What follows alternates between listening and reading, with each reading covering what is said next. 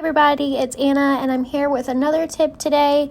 Our tip today is going to be focused around the same topic that our blog is focused around this week, the best study apps for academic success in 2020, and specifically how to do that online, since we know a lot of people are going to school virtually these days. Today we're going to be talking about Google Keep.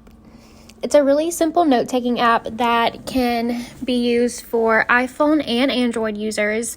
And basically, it's just an app that you can take a variety of notes in different forms. So you can add in a picture. You can do a voice recording note. Or you can actually write out your to-do list. And I like this one.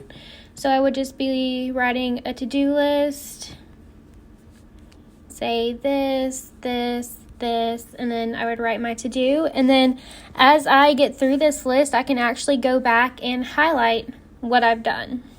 And it'll update it, then your note appears.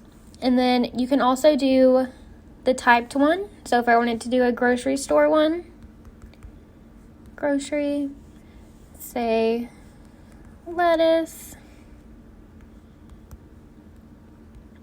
and let's say bread. And so you can also check off the items, and won't completely remove the item, which I like, but it will move it to a different category. And also you can collaborate.